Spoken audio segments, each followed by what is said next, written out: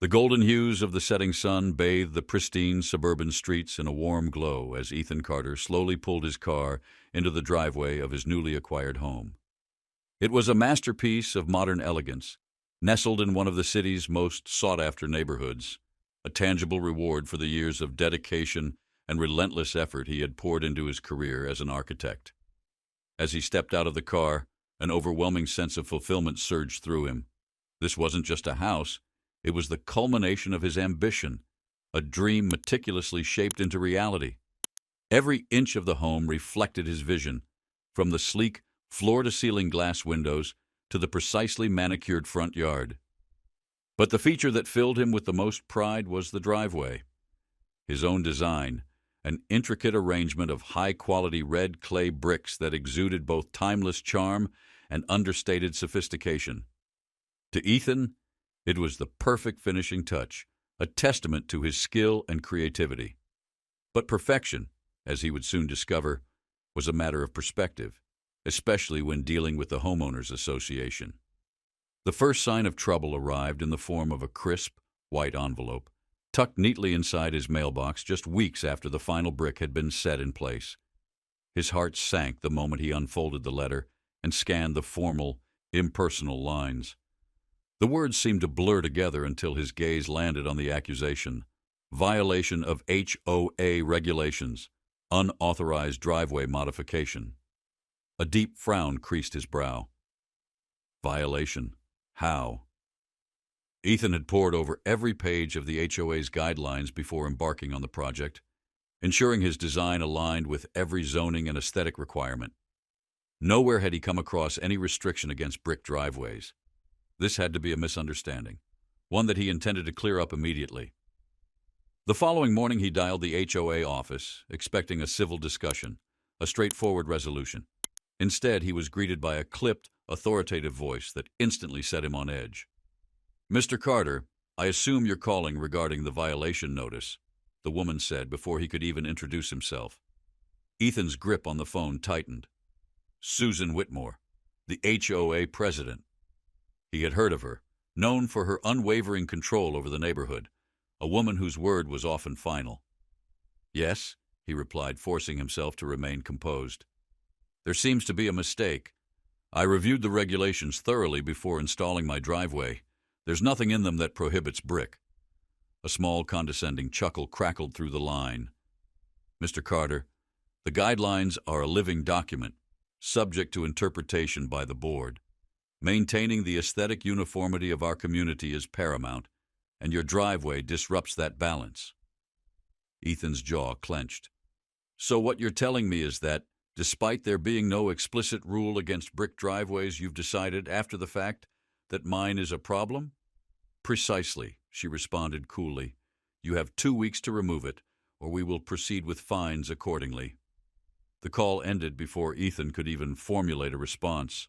He stared at his phone, his pulse hammering in disbelief. Then disbelief gave way to something sharper: outrage.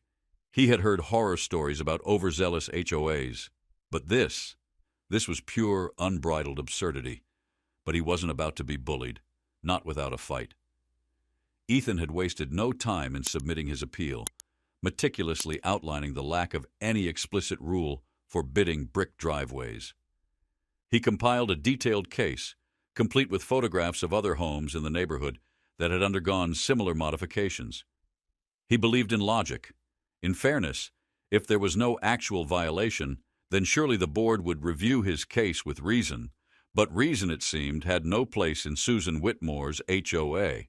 Instead of the thoughtful consideration he had hoped for, Ethan received an even sterner letter. Not only had his appeal been flatly denied, but he was now being fined, daily, for noncompliance. At first, the amount was almost laughable, a few dollars a day, a petty, meaningless fee. But day after day, week after week, that number snowballed, multiplying into thousands for a driveway. His frustration soon turned into something darker, something closer to fury. He began hearing whispers from neighbors, stories murmured behind closed doors, shared in hushed voices, as if the walls themselves were listening. Others had fought the HOA before. Others had lost. Those who had dared to challenge Susan Whitmore's authority had been met with relentless pressure, mounting legal threats, and in some cases, outright eviction. A few sympathetic homeowners took him aside, warning him that Susan ran the HOA like a dictatorship, that she bent the rules as she saw fit, that she controlled the neighborhood with an iron grip. She had made it her personal mission to crush any who opposed her, ensuring every home, every lawn, every detail conformed to her impossibly rigid standards. But Ethan Carter had never been the kind of man to back down. Determined to fight, he armed himself with knowledge. He gathered legal documentation, consulted attorneys, even reached out to local officials, but the more he pushed back, the more ruthless the HOA became. Every attempt at negotiation was met with increased hostility. Every call, every letter, every piece of evidence he presented was dismissed without a second glance. And then, one evening, he came home to find the final warning notice taped to his front door. The bold red letters were impossible to ignore. Failure to comply within 48 hours will result in legal action. The HOA will remove the driveway at your expense. Ethan stood frozen, gripping the paper so tightly, his knuckles went white. A slow, simmering rage burned through him, hotter than anything he had ever felt before. He had worked too hard, sacrificed too much, poured too much of himself into this home, only to be told by a power-hungry bureaucrat what he could and could not do on his own property. But what the HOA didn't know, what Susan Whitmore in all her arrogance had failed to consider, was who he was. Ethan Carter was not just another homeowner. His father was James Carter, and James Carter was the CEO of the very construction company that had built this entire neighborhood, brick by brick, and he was about to make damn sure Susan Whitmore regretted ever crossing his son. Ethan sat at his kitchen table, staring at the growing pile of violation notices spread out before him like a battlefield littered with petty grievances masquerading as law. He exhaled sharply, running a tense hand through his hair. This was no longer about a driveway. This was about power. It was a deliberate, calculated attempt to remind him that no matter how much he had invested in this home, no matter how much it belonged to him, he was still at the mercy of a committee that thrived on unchecked control. But they had underestimated him. His jaw set with quiet determination as he drafted a formal request, demanding the HOA provide the exact bylaw that prohibited brick driveways. He sent the email late that evening, expecting to receive the usual vague, dismissive response within a few days. But to his surprise, the reply came early the next morning. It was from Susan Whitmore herself. "Mr. Carter," the message began, her tone practically dripping with condescension, even in text form. "The HOA has the right to enforce aesthetic standards to protect the integrity and property values of our community. Your driveway, while personally important to you, disrupts the carefully curated uniformity of our neighborhood. Our decision is final. Failure to comply will result in escalating fines and potential legal action."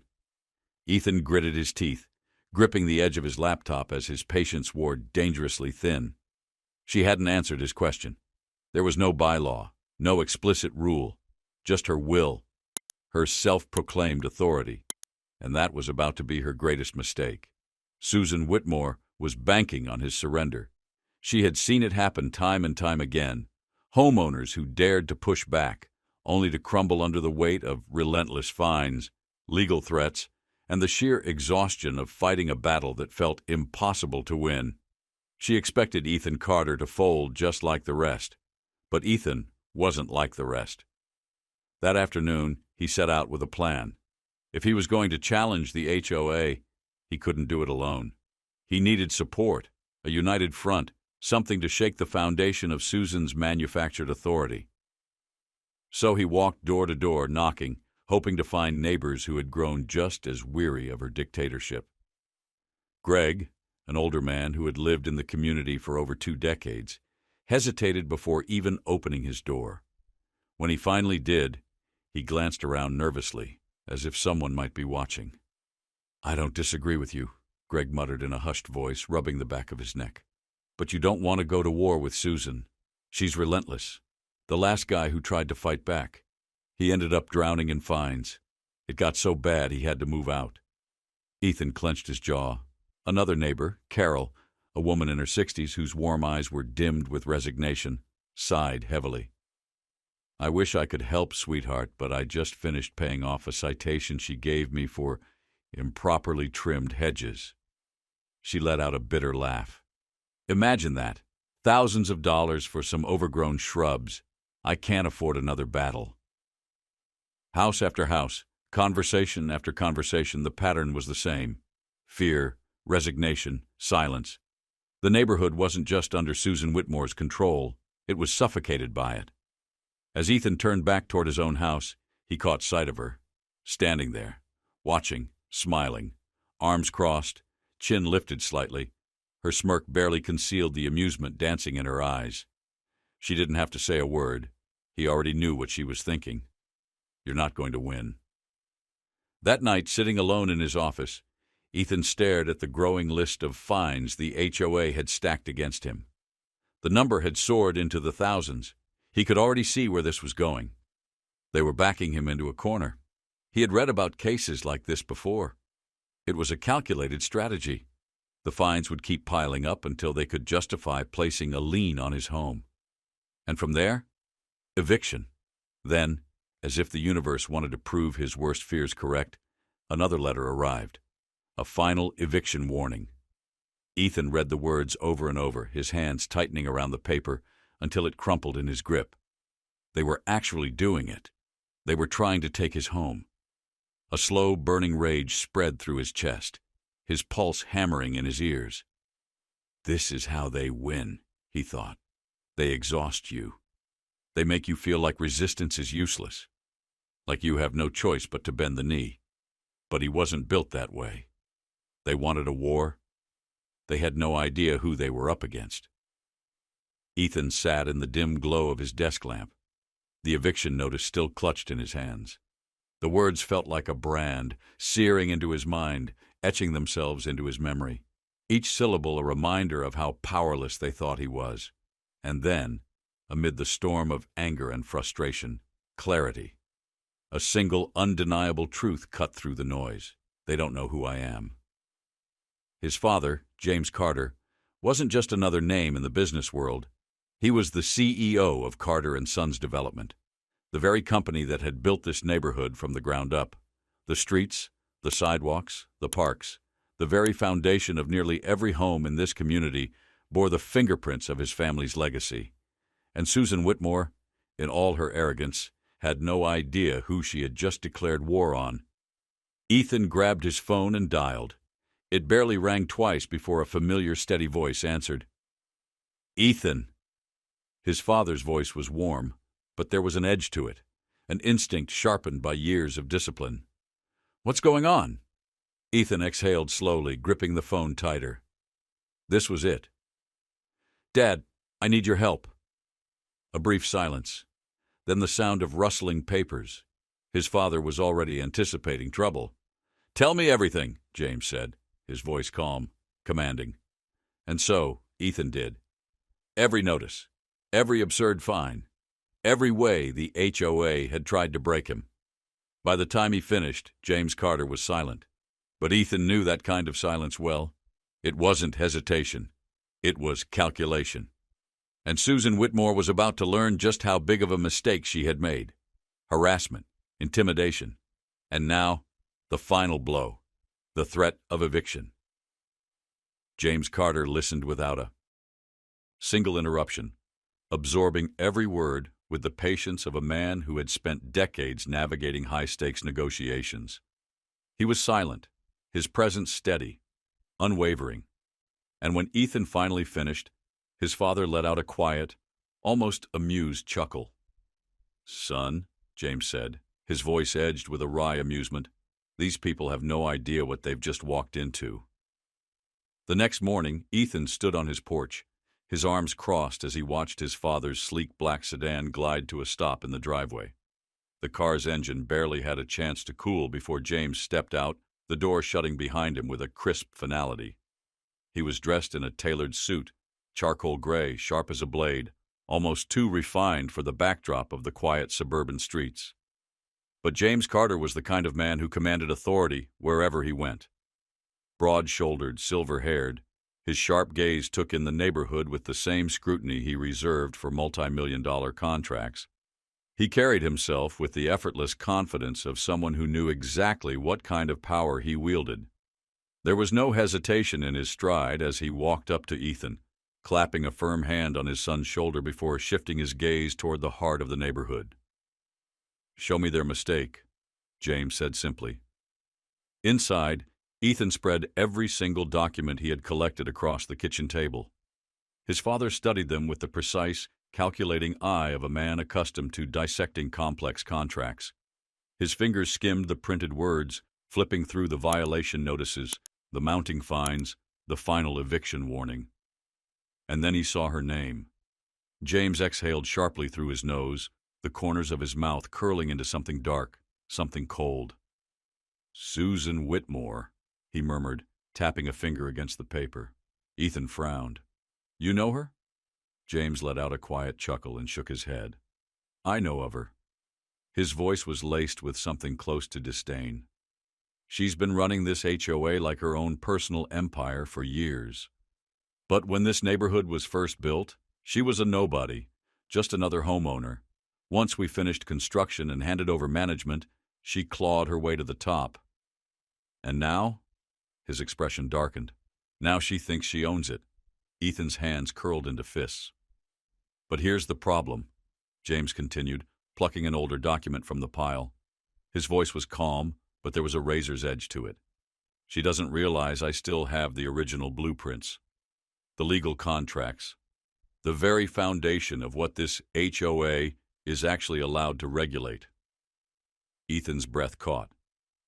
"You mean—" "I mean," James interrupted, lifting the paper for emphasis. "This HOA has no legal standing to dictate driveway materials.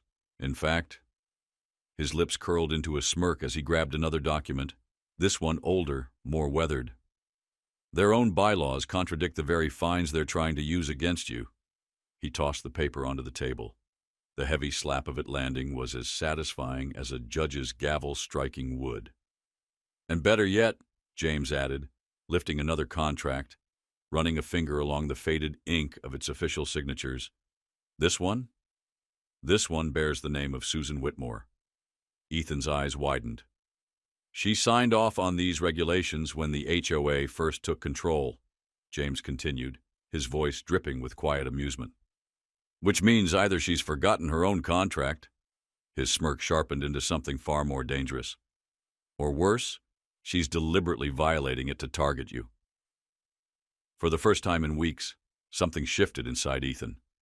The weight of helplessness, the frustration, the anger, it all began to crack. He had been bracing for a long, uphill battle. He had been preparing to fight against an enemy that seemed too powerful to beat. But now he had a weapon. A trump card, and Susan Whitmore had no idea it even existed. James leaned back in his chair, arms crossed over his chest, exuding the quiet confidence of a man who already knew the outcome of the war before the first battle had even begun. "We're not just going to stop the eviction, son," he said, his voice calm, steady. "We're going to make damn sure she never pulls this on anyone else again." Ethan grinned, slow and satisfied. For the first time since this nightmare began, he felt something dangerously close to victory. And Susan Whitmore? She had no idea what was coming. The meeting room buzzed with low murmurs as the HOA members settled into their seats, the occasional scrape of chairs breaking the tense quiet. The fluorescent lights cast a sterile glow over the polished oak table where Susan Whitmore sat at the head, her manicured fingers tapping impatiently against the wood. She had come prepared for yet another routine meeting, another chance to remind these homeowners who was in charge, another opportunity to assert her control. But what she hadn't prepared for was James Carter. Ethan stood by the entrance, watching as his father strode into the room with the kind of authority that didn't need to be announced. He didn't rush. He didn't posture. He didn't need to. James Carter had spent a lifetime in boardrooms, courtrooms, and construction sites, negotiating deals that shaped entire skylines. And today He was here to bury Susan Whitmore. A leather-bound folder was tucked under one arm, its edges slightly worn, a testament to the weight of the documents inside. When he reached the center of the room, he placed it down on the table with deliberate care. The sound cut through the murmurs like a gunshot. Susan's lips curled into a tight smile, but Ethan saw it, the flicker of unease in her eyes. She knew. She didn't know what exactly, but she knew. "Mr. Carter," she said, voice smooth, but not quite steady. James smiled, and the game began. Susan tilted her chin up, her polished composure unshaken, at least on the surface. "I assume you're here to discuss your son's eviction," she said smoothly, her voice laced with thinly veiled satisfaction. "If that's the case, I'm afraid the decision has already been made. HOA regulations are non-negotiable." James Carter didn't react. He simply held her gaze, unblinking, his silence stretching just long enough for discomfort to creep into the room. Susan shifted, barely perceptible, but James noticed. He always noticed. And then, with the slow, deliberate precision of a man who had spent a lifetime dismantling opponents piece by piece, he reached into the folder and withdrew the first document. "This," he said, his voice calm but carrying the weight of something unyielding, "is the original contract between Carter and Sons Development and the Homeowners Association, signed on the date of the neighborhood's completion." He turned the document toward her, tapping a specific clause with his index finger. "According to this agreement," he continued, his tone sharp but controlled, "the HOA has no legal authority to regulate driveway materials as long as they meet the structural and aesthetic standards set by the developers." A pause, which, as you might recall, were designed by my company. The room fell into a heavy silence. Susan's self-assured smile faltered just for a moment, but she recovered quickly, leaning back in her chair with a forced air of confidence. "That document is nearly a decade old, Mr. Carter." Her voice was steady, but there was something brittle underneath it. "Regulations evolve. The HOA has the right to amend policies as needed to maintain the integrity of this community." James nodded, expression unreadable, as he flipped to the next page. "Of course," he said smoothly. "And yet, the amendment you're referring to, passed 6 years ago, states that any new regulation affecting existing properties must be approved by a majority vote from homeowners." He looked up, his eyes locking onto hers. "I took the liberty of reviewing the meeting minutes from that year." A beat of silence. Then, "No such vote was ever conducted." A murmur rippled through the room. Some board members exchanged uneasy glances. Others leaned forward, their eyes darting across the document, as if searching for a flaw in his argument. Susan's face had lost some of its color. Her hands curled tightly in her lap, fingers pressing into her palm. "This is absurd," she snapped, but the sharpness in her voice wavered. "We acted in the best interest of the community." "That driveway is legally compliant," James interrupted, his voice smooth as glass. "And more importantly, your attempt to evict my son was not just unethical." He set another document in front of her, sliding it across the polished wood. "It was illegal." Susan's breath caught. "This," James continued, "is a cease and desist order, drafted by my attorneys. If you proceed with this eviction, you and the HOA will be facing a lawsuit for unlawful action, targeted harassment, and breach of contract." The weight of his words settled over the room like a thick fog. For the first time, Susan looked rattled. The controlled, carefully curated image she had built over the years, the unwavering authority, the quiet intimidation, fractured at the edges. She turned to her fellow board members, searching for support. But they weren't looking at her anymore. They were looking at James. They were looking at the documents laid bare before them. They were looking at the undeniable proof that their leader, the woman who had ruled with an iron fist, had overstepped. One of the board members, a middle-aged man with graying hair and tired eyes, cleared his throat. When he spoke, his voice was weighted with something close to resignation. "Susan," he said slowly, "is this true? Did you bypass the homeowner vote?" Susan's mouth opened, then closed. James seized the moment. "There's one more thing," he said, his voice almost casual, though the gleam in his eyes suggested anything but. Carter and Sons still retains maintenance right over this neighborhood's infrastructure, the sidewalks, the plumbing, the electrical lines. My company oversees all of it. He leaned forward, resting his hands on the table. If I were to, let's say, reevaluate our service agreements. He let the unfinished thought hang in the air, and that was when Susan finally understood. The power she thought she had?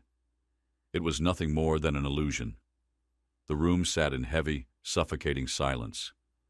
The weight of James Carter's words had settled like a storm cloud, thick with unspoken truths. Susan's breath hitched, a sharp, involuntary intake of air as she shot to her feet.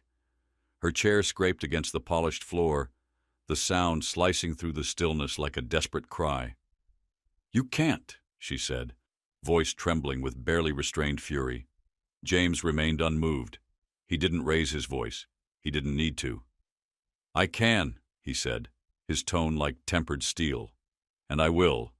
Unless—" He let the word linger, deliberate, cutting. "The eviction notice is rescinded immediately, and you step down as HOA president." A crack split through Susan's composure. For the first time, she truly saw it.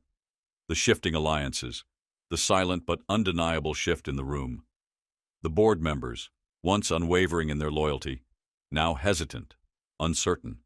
Their expressions no longer held blind allegiance. Instead, there was something else. Doubt, realization, the quiet unraveling of fear. Her reign had been built on intimidation, on the carefully crafted illusion that no one would ever dare to challenge her. And yet, in a matter of minutes, James Carter had ripped it all apart. "You can't do this to me," she whispered, but the words felt hollow. She wasn't speaking to him anymore. She was speaking to herself. James didn't gloat. He didn't smirk or offer a parting shot. He simply gathered his papers, sliding them back into his folder with the same quiet precision with which he had arrived. Deliberate, controlled, absolute. "I just did." And with that, he turned to Ethan, offering him a single, knowing nod before striding toward the door. Ethan let out a breath he hadn't even realized he was holding. His pulse still thrummed from the adrenaline, but beneath it something else stirred. Relief. Victory. Justice. As he glanced around the room, he saw it in their faces. The stunned expressions, the dawning understanding. Susan Whitmore was finished, and the HOA would never be the same again.